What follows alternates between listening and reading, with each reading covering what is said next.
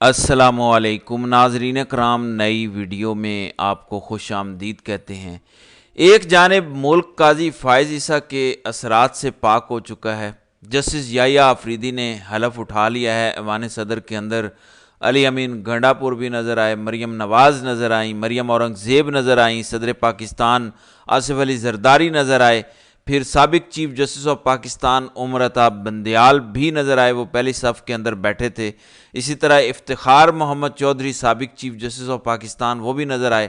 बहरहाल एक तरफ जस्टिस याहिया आफरीदी हलफ उठाते हैं और दूसरी तरफ पाकिस्तान को जीत का एक तोहफा मिलता है कि पाकिस्तान बैक टू बैक, यानी वो पाकिस्तान जो हमेशा हार रहा था, कमज़ोर से कमज़ोर टीमों से हार रहा था, वो बैक टू बैक इंग्लैंड जैसी ताकतवर टीम को शिकस्त दे देता है। तो ये शायद कुदरत ने एक तोहफ़ा दिया है पाकिस्तान को। वो पाकिस्तान जिसमें एक नहुसत ज़्यादा शख्स था जिसने पाकिस्तान की अदलिया का और पूरी सोसाइटी का बेड़ा गर्क किया, बहनों बेटियों की इज़्ज़तों के साथ वो शख्स खेल गया।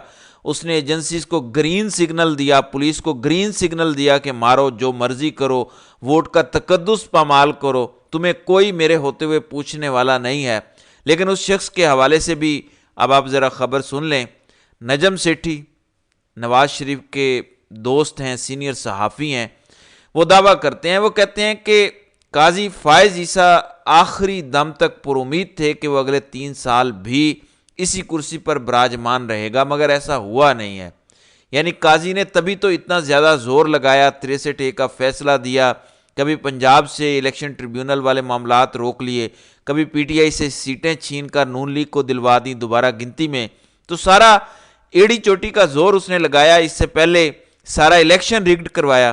तो नजम सेठी कहते हैं कि आखिरी बॉल तक, आखिरी सांस तक काजी पुरुमीद था, जब तक वो चीफ जस्टिस था, कि मैं 3 साल मजीद विराजमान रहूंगा, मगर ऐसा हुआ नहीं। वो कहते हैं कि मुमकिन है कि रिटायरमेंट के बाद उन्हें कोई और ओहदा दे दिया जाए, मुमकिन है कि उन्हें किसी और नए ओहदे से नवाजा जाए, क्योंकि उनकी खिदमात बहुत हैं। फिर शहजाद अकबर को मैं पढ़ रहा था, वो कहते हैं कि कल काजी साहब ने ताकतवरों से खुद राब्ता किया कि देखो वो चिट्ठी आ गई है, वो ख़त आ गया है जस्टिस मंसूर अली शाह का, वो सभी टीवी चैनल्स चला रहे हैं, मैंने आपकी इतनी खिदमत की है और उसके अंदर क्या क्या बातें हैं, और सारी ऐसे ही बग़ैर फ़िल्टर किए टीवी चैनलों पर चल रही हैं। मुझे बेशरम कहा गया है, मुझे ये कहा गया है, मुझे वो कहा गया है जस्टिस मंसूर अली शाह की जानिब से, वो तो रुकवाओ। फिर कहते हैं कि वो रुकवाया गया और सोशल मीडिया से कहा गया कि ज़रा हाथ हल्का रखें, काजी साहब ने हमारी बड़ी खिदमत की है। अब ज़रा होने क्या जा रहा है, एक दफ़ा फिर से दोबारा पाकिस्तान के अंदर अदालतें एक्टिव होने जा रही हैं। एक तो इस्लामाबाद हाई कोर्ट का आइंदा हफ्ते का जो जजेस का रोस्टर है वो जारी हो गया है।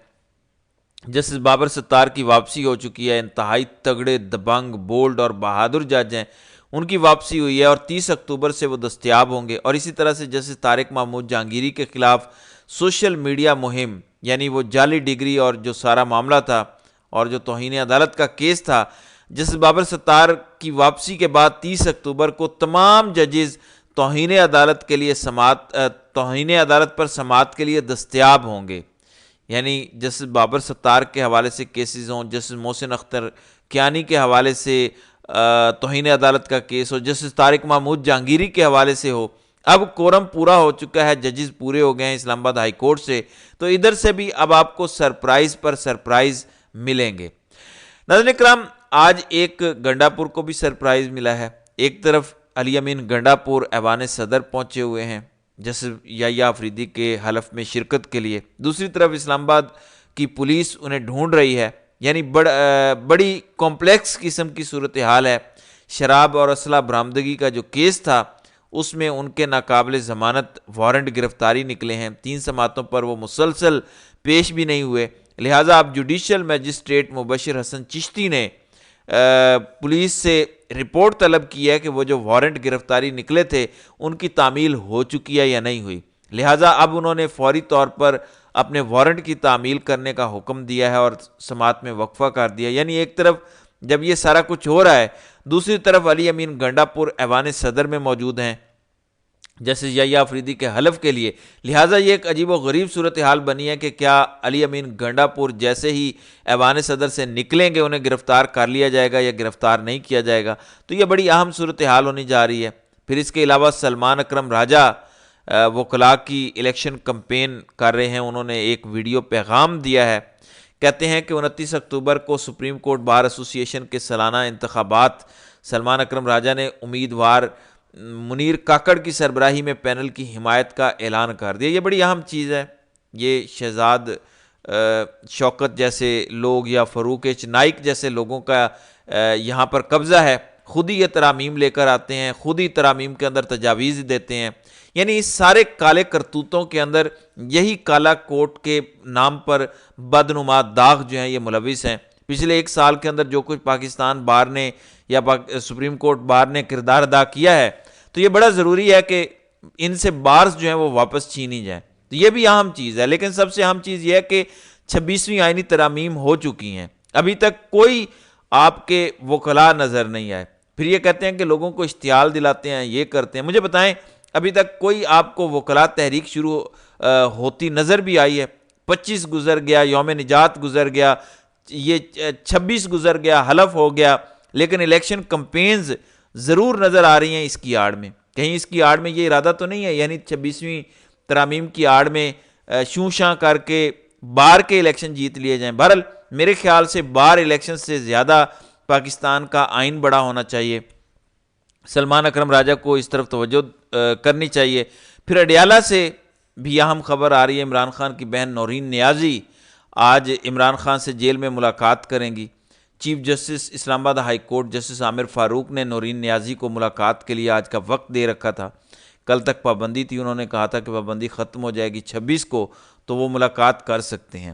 ایک اور خبر بڑی اہم ہے امریکہ سے، وہاں پہ ہمارے وزیر خارجہ پہنچے ہوئے ہیں امریکہ، اور وہاں ان کے ساتھ جو صحافیوں نے کر دیا ہے پریس کانفرنس وہ کر رہے تھے، ایک امریکی صحافی اٹھا، اس نے کہا کہ پاکستانی حکمران جب بھی واشنگٹن آتے ہیں وہ یہاں شاہانہ اخراجات کرتے ہیں، اور آپ لوگ ایسی خوبصورت مسکراہٹ اور شاہانہ اخراجات کے ساتھ بھیک کیسے مانگ لیتے ہیں؟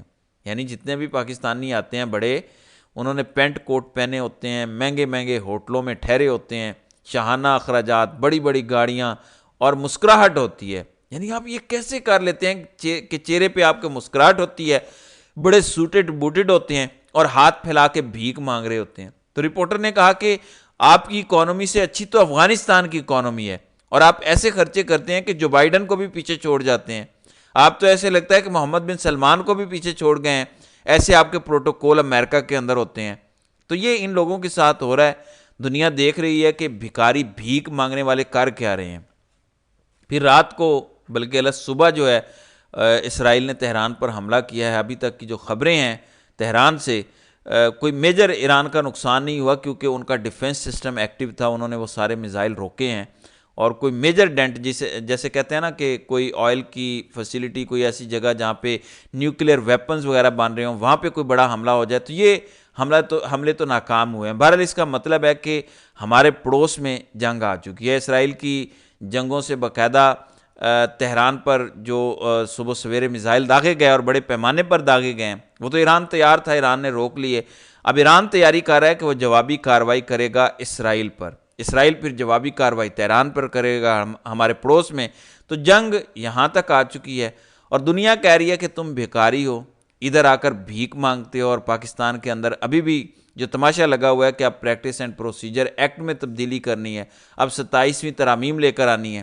دوسری جانب بشرا بی بی کا چیک اپ ہوا ہے، شوکت خانم ہسپتال کے ڈاکٹرز نے چیک اپ کیا اور انہوں نے بشرا بی بی کو مکمل طور پہ آرام کا مشورہ دیا ہے۔ اس کے علاوہ عمران خان اور بشرا بی بی کی توشہ خانہ 2 کے حوالے سے جج شاہ رخ ارجمند نے آج درخواست پر سماعت کرنی تھی، وہ آج چھٹی پر تھے، اس لیے 29 اکتوبر تک اب اس کیس کی سماعت ملتوی ہو گئی ہے۔ بہرحال جیسے یحییٰ آفریدی آ چکے ہیں، اور یحییٰ آفریدی کے لیے اس وقت لوگوں کی عزت سے زیادہ، ایون آئین کی عزت سے زیادہ اپنی عزت بحال کروانا ہے، اپنی عدلیہ کی عزت بحال کروانا ہے۔ جب جنرل باجوہ گیا تھا تو اس وقت یہی امید کی جا رہی تھی کہ آنے والا بادشاہ جو ہے وہ فوج کی عزت بحال کروائے گا، لیکن اس نے باجوہ کی ہی لیگسی کو جاری رکھا، اور آج فوج کا مورال کہاں پہ ہے؟ اور آج ہمارے ملک میں کیا ہو رہا ہے وہ ہم سب کو پتہ ہے۔ لہٰذا اب جسٹس یحییٰ آفریدی سے بھی یہ توقع کی جا رہی ہے کہ وہ اور کسی کی عزت کروائیں یا نہ کروائیں، وہ اپنی اور اپنی عدلیہ کی عزت ضرور کروائیں گے۔ بہرحال دیکھتے ہیں کہ آگے آگے ہوتا ہے کیا۔ تو ناظرین کرام، آپ کی اس ویڈیو کے حوالے سے کیا رائے ہے؟ آپ اپنی رائے کا اظہار کامنٹ سیکشن میں ضرور کیجیے گا۔